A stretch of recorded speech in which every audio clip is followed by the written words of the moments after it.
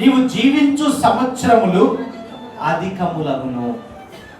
ఆయన కాపుదల, ఆయన ప్రేమ, ఆయన సంతోషము, ఆయన సమాధానము నిత్యము నీకు తోడుగా లేకపోతే నీవు జీవించు సంవత్సరములు వ్యర్థం.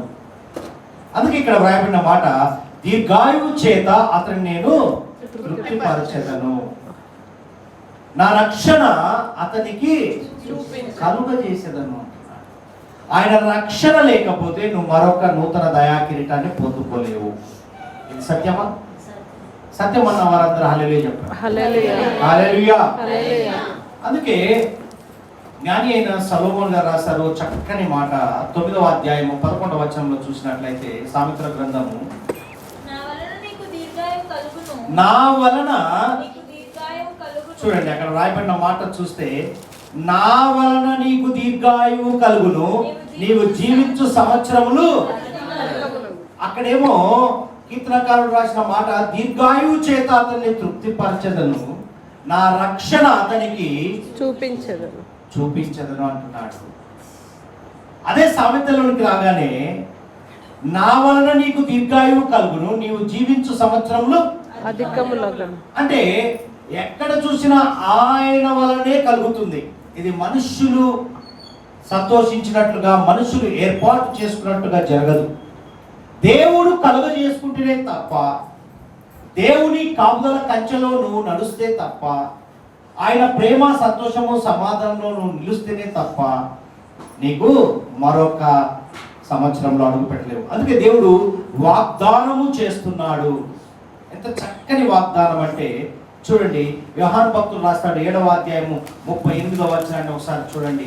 యోహాను భక్తులు రాస్తున్నాడు, యోహాను సువార్తలో రాయబడిన మాటను చూస్తే, నా యందు విశ్వాసముంచువాడు ఎవడో లేఖనము చెప్పినట్లు వారి కడుపులో నుండి ఏమొస్తాయంటమ్మా? జీవజల నదులు పారునని బిగ్గరగా. హల్లెలూయా. ఏమని రాయబడింది? నా యందు విశ్వాసముంచు వాడెవడో. విశ్వాసం ఉంచిన ప్రతి ఒక్కరూ ఏ విధంగా జీవింపబడతారంట? వాని కడుపులో నుండి జీవజల నదులు ప్రవహించు అని, పారునని.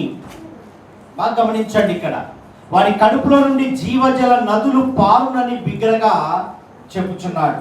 ఇక్కడ గమనించండి, దేవుని వాక్యం అన్నటువంటి జీవాహారం. ఏదో జీవాహారం అంటే కడుపు నిండా అన్నం తినడం కాదు.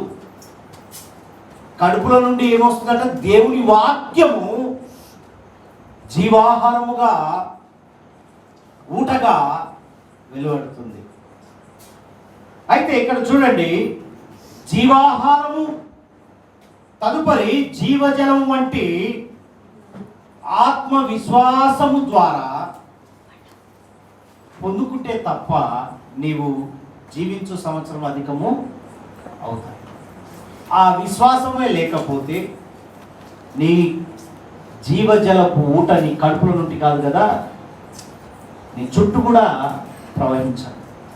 ఎప్పుడైతే విశ్వాసముతో నువ్వు ముందుకు నడుస్తేనే తప్ప, అనగా గమనించండి, విశ్వాసం అనగా దేవుని మీద నువ్వు విశ్వాసంతో జీవిస్తే, నమ్మకంతో జీవిస్తే నీ జీవితం ఎలా ఉంటుందంటే ఫలభరితంగా ఉంటుంది. అందుకే ఆదిలో చెప్పాడు, మీరు ఫలించి అభివృద్ధి చెంది భూమిని విస్తరించమని.